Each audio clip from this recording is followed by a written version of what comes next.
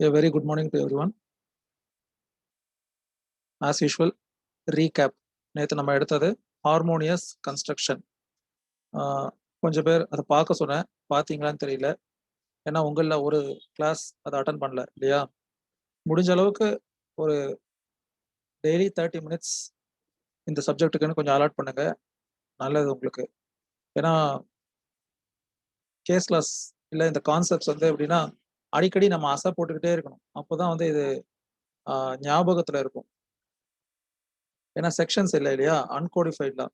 So நீங்கள் எதை base பண்ணி பண்ணுறீங்க அப்படின்னா கேஸ் கிளாஸ் ப்ளஸ் கிளாஸில் டிஸ்கஸ் பண்ணக்கூடிய டாபிக், அப்புறம் புக்ஸ், இந்த மாதிரி ஒரு விஷயத்தை பேஸ் பண்ணி தான் நீங்கள் என்ன பண்ணுறீங்க, ஞாபகம் வச்சுக்கிறது. அதனால் டெய்லி ஒரு 30 minutes என்ன பண்ணுங்கன்னா புக்கை வாங்கிட்டீங்க அப்படின்னா அதை எடுத்து ரிவைஸ் பண்ணுங்கள். ஐஓஎஸ்க்கு எந்த புக்னாலும் வாங்கலாம், எம்பி டேண்டன், பட்டாச்சாரியா, எக்ஸட்ரா எந்த புக் வேணாலும் நீங்கள் வாங்கிக்கலாம், உங்களுடைய விஷ் தான். ஏன்னா இது வந்து அப்ளிகேஷன் தான் இதில் மேட்டர்ஸ்.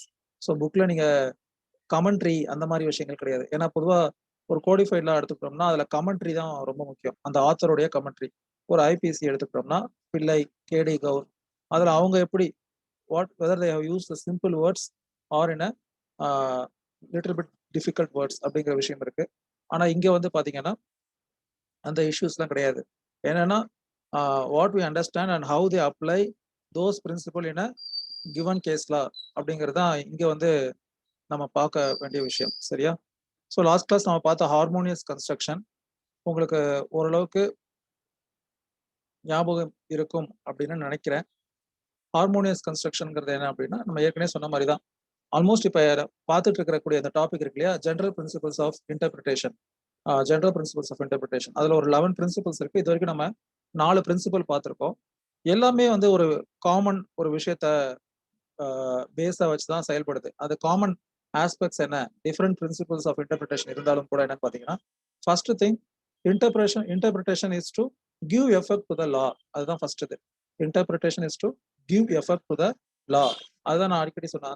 அதாவது எதற்காக அந்த சட்டம் இருக்கோ அந்த சட்டத்தை செயல்படுவதற்கு எது சாத்தியமான ஒரு இன்டர்பிரிட்டேஷனோ, which interpretation is wise and possible and widely acceptable, those kind of interpretation should be taken ahead. சரியா? அதை தான் நம்ம முன்னெடுக்கணும். அதுதான் ஒரு கோர்ட் வந்து முன்னெடுக்கணும்.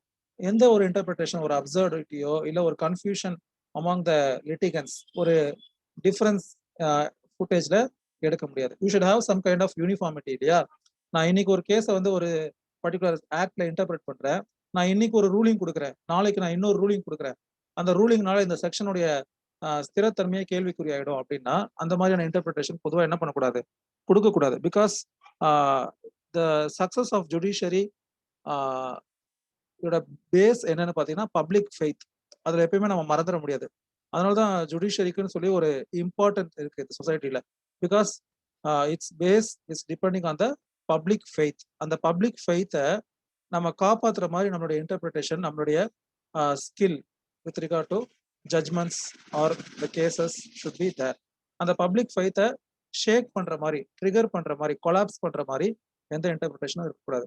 ஹார்மோனியஸ் கன்ஸ்ட்ரக்ஷன் எது பார்த்தோம், அதை ஷார்ட்டா சொல்றதா தான் என்ன, அதாவது ஒரு ஆக்ட்லயே டிஃப்ரெண்ட் ப்ரொவிஷன்ஸ் இல்லை ஒரு செக்ஷன்லயே யூஸ் பண்ணிருக்கக்கூடிய வேர்ட்ஸ் கான்ட்ரரியா இருந்தாலும் கூட, if in which way if it is to be interpreted, both the provisions would be uphold such a way the interpretation should be made அப்படின்னு சொல்றதுக்கு பார்த்தா ஹார்மோனியஸ் கன்ஸ்ட்ரக்ஷன்.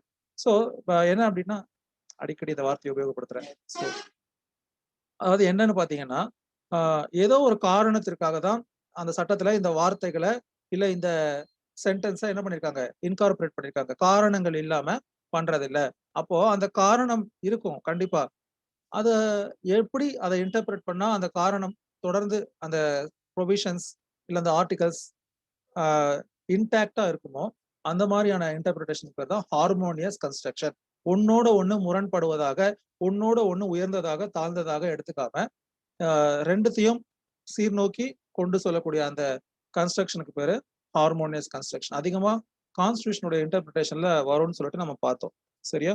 இது வரைக்கும் நம்ம 4 ஜெனரல் பிரின்சிபல்ஸ் ஆஃப் இன்டர்பிரிட்டேஷன் பார்த்திருக்கோம். First literal or grammatical rule of interpretation, அதுக்கு அடுத்து ஹேடன்ஸ் rule அப்படின்னு சொல்லி சொன்னேன்.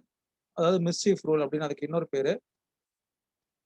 அதுக்கடுத்து golden rule or modifying rule அப்படின்னு சொல்லிட்டு ஒரு ரூல் பார்த்தோம். Golden rule of interpretation or modifying method of interpretation. எதை மாடிஃபை பண்றாங்கன்னா இந்த லிட்ரல் ஆர் கிராமட்டிக்கல் மீனிங்கை கொடுக்காம அந்த பர்பஸ் எதை பண்ணா சால்வ் ஆகுமோ, அந்த ப்ராப்ளம் சால்வ் ஆகுமோ அப்படி ஒரு இன்டர்பிரிட்டேஷன் பண்ற ரூலுக்கு பேரு கோல்டன் ரூல் ஆஃப் இன்டர்பிரிட்டேஷன்.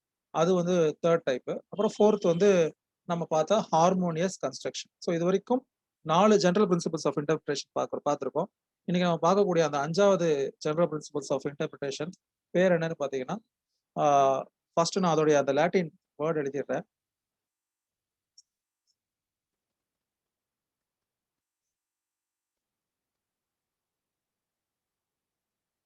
உங்களுடைய சாட் பாக்ஸ்ல நான் டைப் பண்ணியிருக்கேன். அதாவது ex visceribus actus construction ex visceribus actus. இதுதான் வந்து 5வது ஜெனரல் பிரின்சிபல் ஆஃப் இன்டர்பிரிட்டேஷன். இந்த ex visceribus actus construction ex visceribus actus அப்படின்னா என்னன்னு பார்த்தீங்கன்னா, the statute should be read as a whole. அதுதான் இதுக்கான literal English meaning. The statute should be read as a whole. அதுக்கு இன்னொரு பேர் என்னன்னா கன்ஸ்ட்ரக்ஷன் எக்ஸ் விசரிபஸ் ஆக்டஸ்.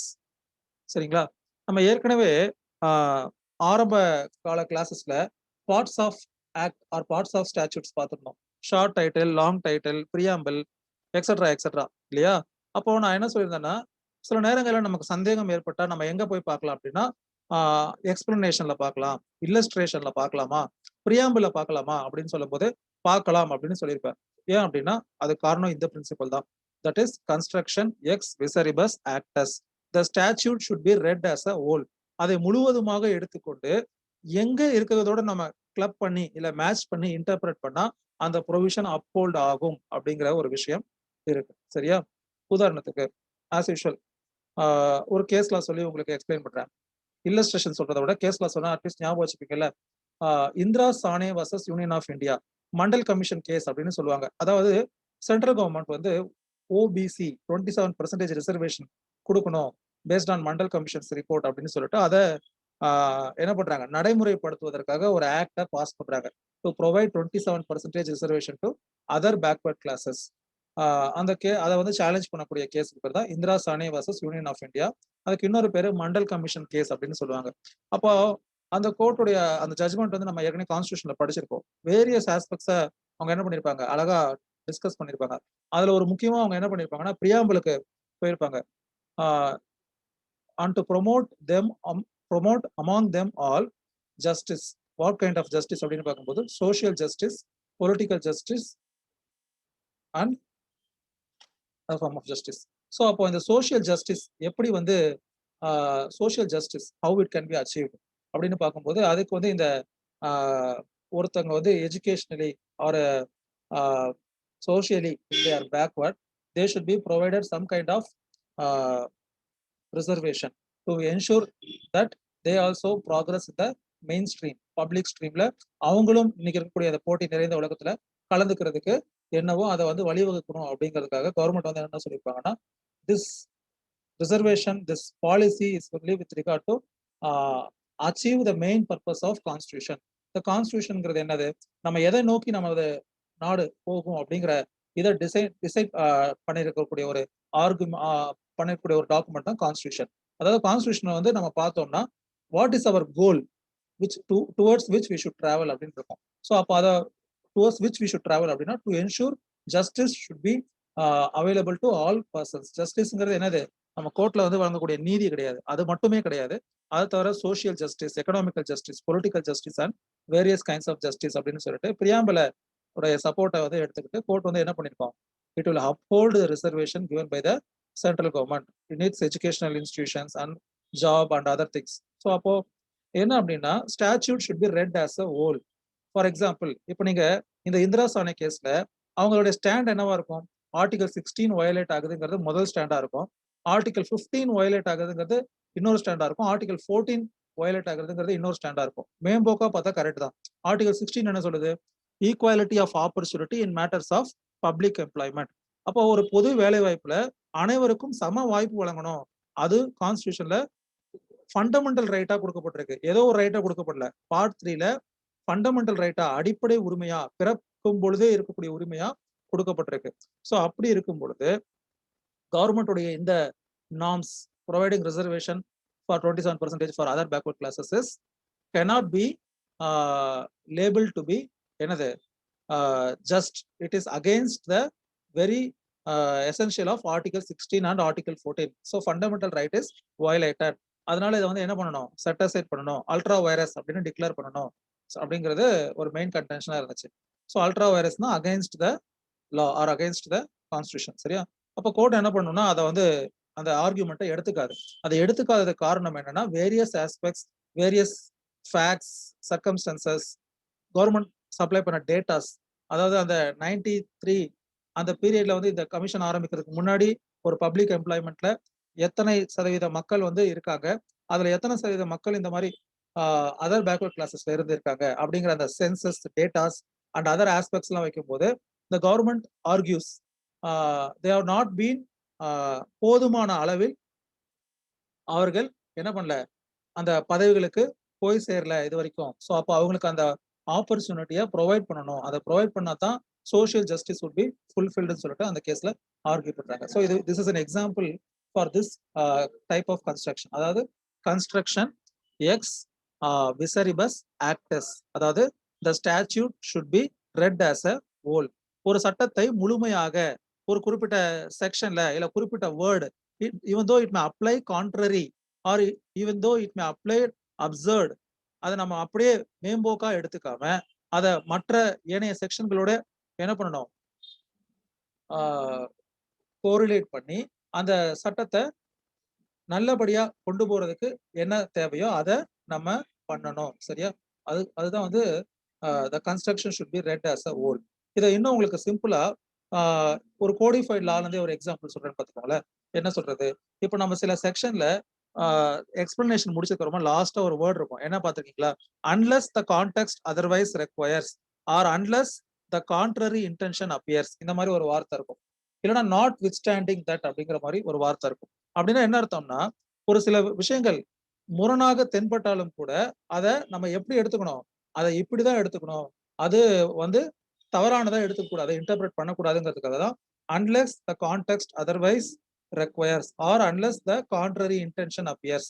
ஒரு பர்டிகுலர் இதை என்ன பண்ணிருப்பாங்க, எக்ஸ்பிளைன் பண்ணிருப்பாங்க. எக்ஸ்பிளைன் பண்ணிட்டு ஃபார் எக்ஸாம்பிள் என்ன சொல்லலாம், டிரான்ஸ்ஃபர் ஆஃப் ப்ராப்பர்ட்டி ஆக்ட் நம்ம எல்லாரும் பார்த்தோம். அதுல வேரியஸ் செக்ஷன்ஸ், நிறைய செக்ஷன்ஸ் குறிப்பிட்டு சொல்றதா ஃப்ராடுலன்ட் டிரான்ஸ்ஃபர் எடுத்துக்கோங்களேன். Section 53 fraudulent transfer. ஃப்ராடுலன்ட் டிரான்ஸ்ஃபர்ல வாட் இஸ் ஃப்ராடுலன்ட் டிரான்ஸ்ஃபர்ங்கிறத ஃபர்ஸ்ட் என்ன பண்றாங்க, டிஃபைன் பண்றாங்க. a person deceiving the other person so that the other person is losing and he is wrongfully gained அப்படின்னா அதை ஃப்ராடுலன்ட் டிரான்ஸ்ஃபர்னு சொல்றோம். ஒருவரை ஏமாற்றி ஒரு பரிவர்த்தனை, ஒரு டிரான்ஸ்ஃபர் நடந்திருக்கு அப்படின்னா அதை என்ன பண்றோம், ஃப்ராடுலன்ட் டிரான்ஸ்ஃபர் அப்படின்னு சொல்றோம். ஆனா அதுக்கு கீழே என்ன பண்றாங்கன்னா நாட் வித் ஸ்டாண்டிங் அப்படின்னு போட்டுட்டு nothing in this section applies when the transfer is made for bona fide reason and for lawful consideration அப்படின்னு இருக்கும்.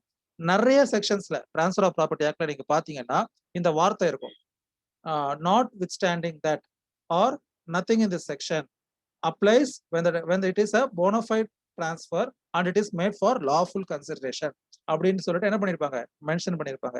இது எதற்காக அப்படின்னு பாத்தீங்கன்னா, ஒரு விஷயத்தை ஃபர்ஸ்ட் என்ன பண்ணிடுறாங்க, ஒரு பர்டிகுலர் செக்ஷன்ல தெளிவா எக்ஸ்பிளைன் பண்ணிடுறாங்க. இது இப்படிதான், இதுக்கு கீழே இப்படி இருந்துச்சுன்னா it amounts to some kind of wrong or offence or it receives some kind of penalty or fine அப்படிங்கிறத ஃபர்ஸ்ட் என்ன பண்ணிடுறாங்க, or it makes a transaction void or voidable. Fraudulent டிரான்ஸ்ஃபர்ங்கிறது நான் சொன்ன அந்த எக்ஸாம்பிள் வந்து it is a voidable transfer. So யாராவது ஒருத்தர் இன்னொரு ஒரு ஆள் ஏமாற்றப்பட்டிருந்தால், டிசீவ் செய்யப்பட்டிருந்தால், then at his option it is a voidable transfer. அதுதான் செக்ஷன் 53ல ஃப்ராடுலன்ட் டிரான்ஸ்ஃபர்ல 53ல சொல்றாங்க ஃப்ராடுலன்ட் டிரான்ஸ்ஃபர்ல. சரியா? அப்போ அதே செக்ஷன்ல என்ன கொடுத்துருக்காங்க அப்படின்னு பாத்தீங்கன்னா, அது எதற்கு பொருந்தாது, for bonafide transaction and if the transaction is for lawful consideration அப்படின்னா அது பொருந்தாது அப்படிங்கறத சொல்றாங்க. இந்த மாதிரியான விஷயங்கள் யோசிச்சு பாருங்க. நம்ம மைனர் டிரான்ஸ்ஃபர் இஸ் வாய்ட் அப்படின்னு சொல்லி பார்ப்போம் இல்லையா, ப்ராப்பர்ட்டில எல்லா லாவுமே ஒன்னோட ஒன்று தொடர்புடையதா. மைனர்ஸ் டிரான்ஸ்ஃபர் இஸ் வாய்ட் அப்படின்னு சொல்லி போட்டிருப்போம். ஆனா அதே டிரான்ஸ்ஃபர் ஆஃப் ப்ராப்பர்ட்டி ஆக்ட்ல செக்ஷன் 30க்கு மேல எனக்கு எக்ஸாக்டா செக்ஷன் ஞாபகம் இல்ல. அதாவது இப்போ அந்த நேச்சுரல் கார்டியன் என்ன பண்றாங்க, who is having that property or managing that property on behalf of minor. மைனருக்கும் அந்த ப்ராப்பர்ட்டில ஷேர் இருக்கு, அது இல்லைன்னு சொல்லல. அந்த மைனருடைய நேச்சுரல் கார்டியன் என்ன பண்றாங்க, ஒரு utmost necessity to bring that minor upwards in the society. அவனுடைய வளர்ச்சிக்காக, அவனுடைய படிப்பிற்காக, இல்ல அவனுடைய கல்விக்காக, ஏதோ ஒரு விஷயத்துக்காக தேவைப்படும் பொழுது அவங்க என்ன பண்றாங்க, அந்த ப்ராப்பர்ட்டியை ஒரு தேர்ட் பார்ட்டிக்கு சேல் பண்றாங்க.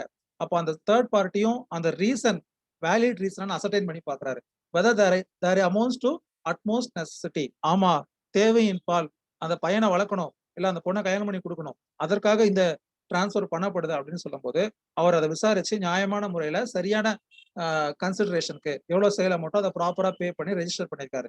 After some time whether it can be challenged in the court of law அப்படின்னு பாத்தீங்கன்னா no. Even though a person cannot transfer a property apart from himself, இல்லையா, no nemo that quoth non habet படிச்சிருப்போம் transfer of property ல. No one can confer a better title than what he himself has.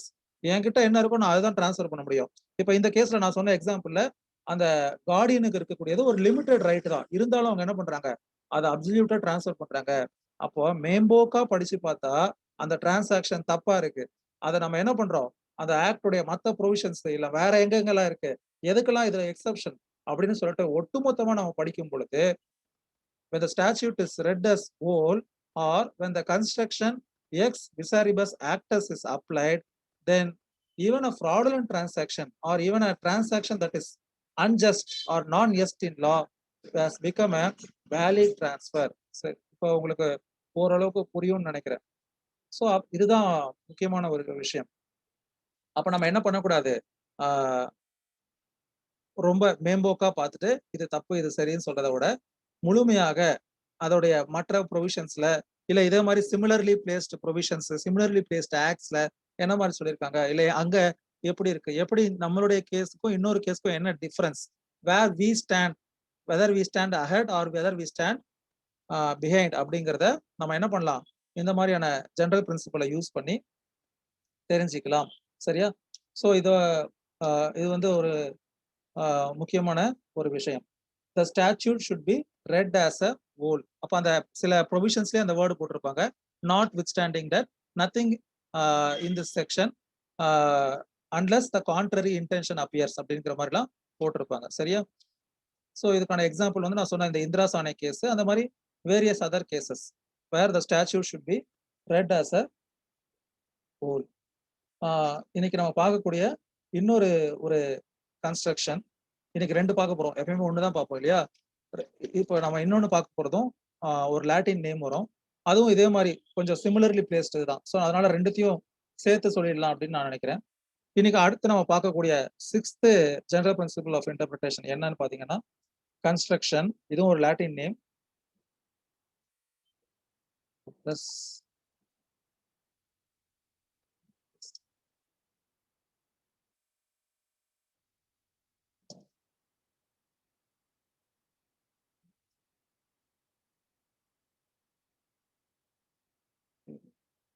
So இதுதான் இன்னைக்கு பார்க்கக்கூடிய அடுத்த இது. So இந்த ரெண்டு மட்டும் தான் நம்ம இன்னைக்கு பார்க்க போறோம். இது என்னன்னு பாத்தீங்கன்னா construction, ut res, magis, valeat, quam, period. So நீங்க நோட்ஸ் ஏதாவது எழுதுற பழக்கங்கள் இருக்கு அப்படின்னா எழுதி வச்சுக்கோங்க.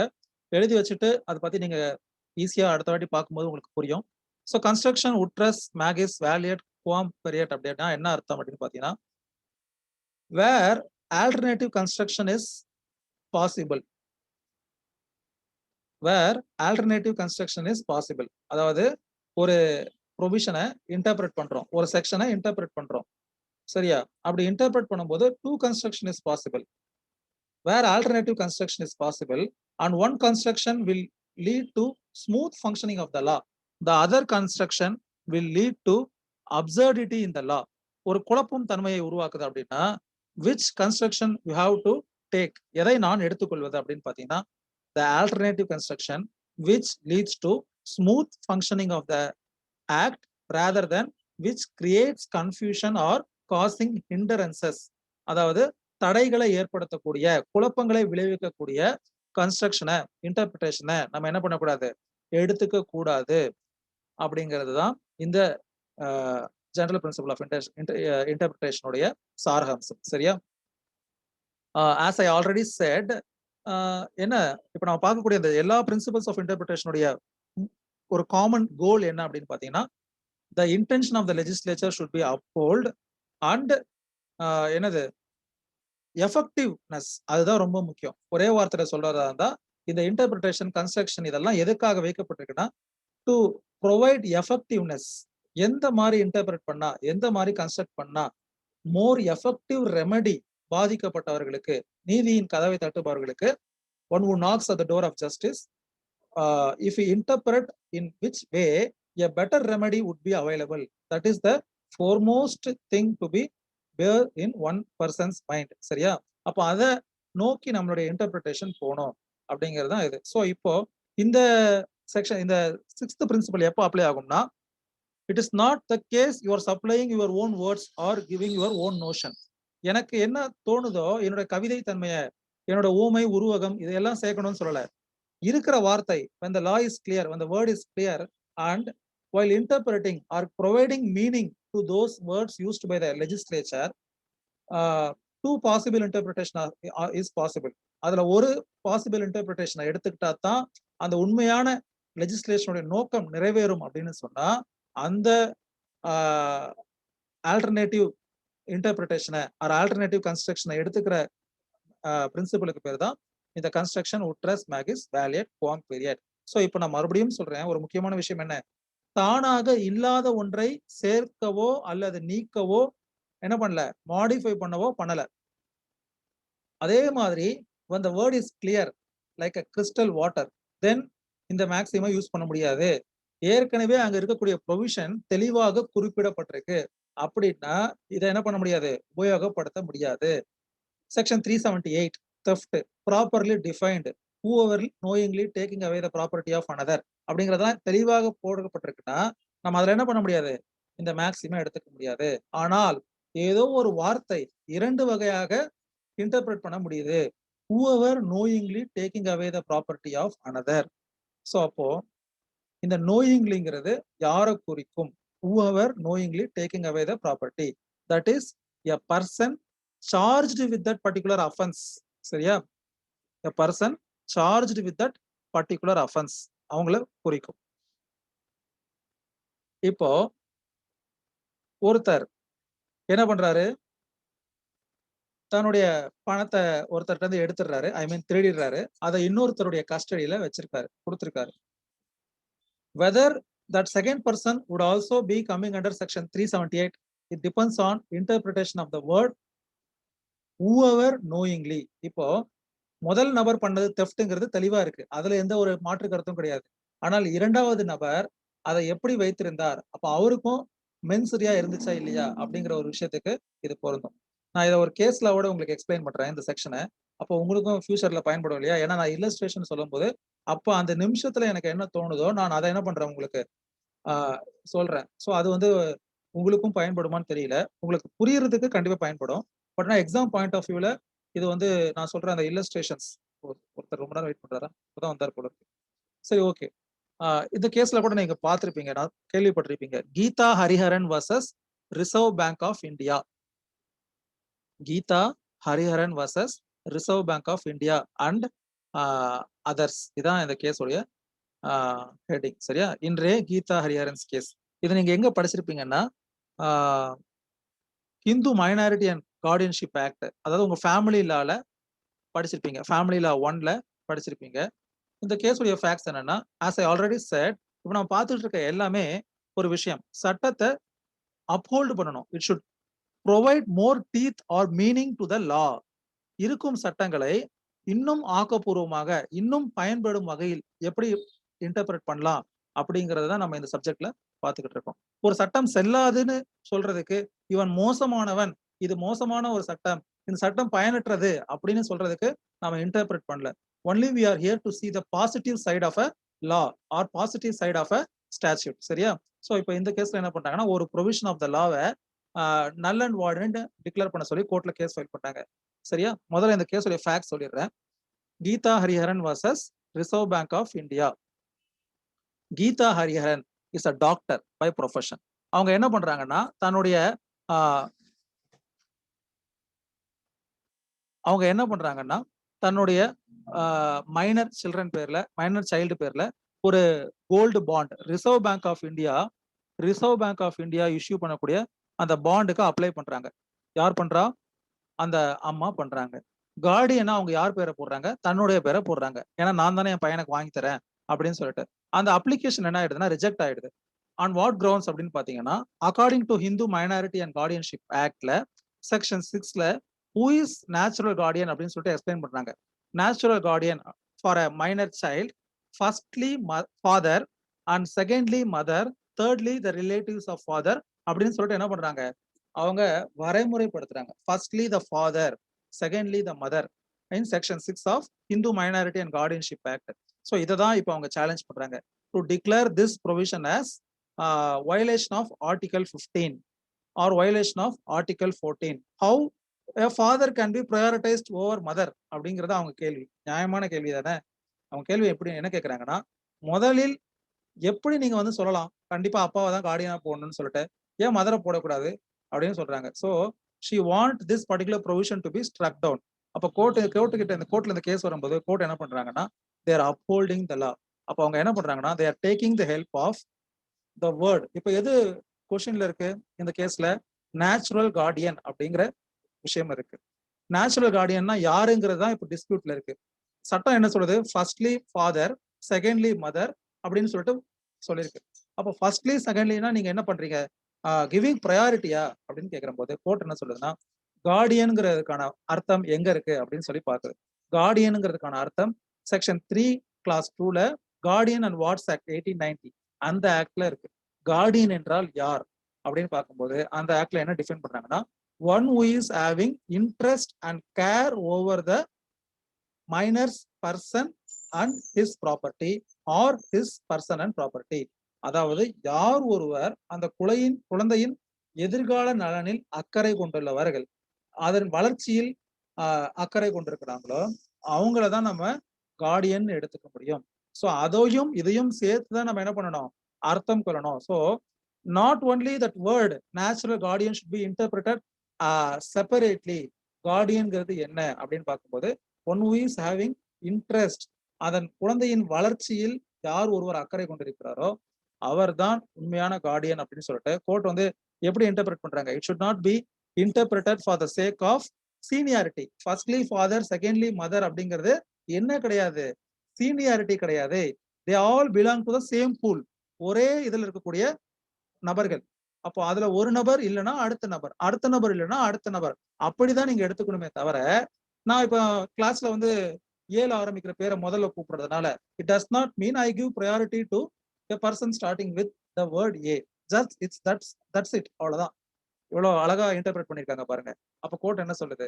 அப்போ நீங்க வந்து ஒரு ஃபர்ஸ்ட்லி செகண்ட்லி தேர்ட்லிங்கிற ஒரு நேரோ இன்டர்பிரேஷனுக்குள்ள போகாம என்ன பண்ணிருக்காங்க, கார்டியன்னா யாரு, அந்த குழந்தையுடைய வளர்ச்சியில் அந்த குழந்தையுடைய எதிர்காலத்துல அக்கறை உள்ளவர்கள், அதற்காக நேரம் செலவிடுபவர்கள், அதை பற்றி சிந்தித்துக் கொண்டிருப்பவர்கள், அதற்காக உழைப்பவர்கள், அவங்கதான் கார்டியன் சொல்லிட்டு இந்த கேஸ்ல கொண்டு வராங்க. அதுக்கப்புறமா தான் இப்ப நீங்க நிறைய ஃபேமிலி கேஸ் எல்லாம் பாத்தீங்கன்னா, கார்டியன்ஷிப்ல even though an husband would be earning a lot, the guardian would be granted to mother after this judgment. Why? Because a person may earn money but he may not even spend shortest of his time to that welfare of the kid. அந்த குழந்தையின் மீது நேரம் செலுத்தாதவர்களாக, அந்த குழந்தையின் மீது அக்கறை இல்லாதவர்கள் இருப்பாங்க. அப்ப பணத்தை வச்சுட்டு என்ன பண்ண முடியும்?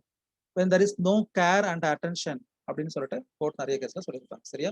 So this is an example for construction utrus magus valid quam period. அதாவது ஆல்டர்னேட்டிவ் கன்ஸ்ட்ரக்ஷன் இஸ் பாசிபிள் அப்படின்னா நம்ம என்ன பண்ணணும், ஆல்டர்னேட்டிவ் கன்ஸ்ட்ரக்ஷனை for betterment of the particular provision எது சாத்தியமோ அதை கொடுக்க வேண்டும். It may be not literal meaning, that is not necessary. சரியா? ஸோ இதை நீங்க மறுபடியும் கவனிச்சு பாருங்க. இது சம்பந்தமா புக்ஸை போய் பாருங்க. நான் சொல்லக்கூடிய கேஸ் லாஸ் புக்ல இல்லாம கூட இருக்கலாம். எந்த கேஸ் லாவா இருந்தாலும் அந்த எந்த இன்டர்பிரேஷன் நம்மளால பொருந்தி படிக்க முடியுதுங்கிறது தான் முக்கியம். உங்களுக்கு புரியுற விதத்துல நான் சொல்லியிருப்பேன், அதை நீங்க போய் பாருங்க. ஓகேவா? So now I unmute you. உங்களுக்கு யாருக்கா ஏதாவது டவுட் இருந்தா நீங்க எனக்கு கேட்கலாம். சாட் பாக்ஸ்ல கூட டெக்ஸ்ட் பண்ணலாம். I will answer you.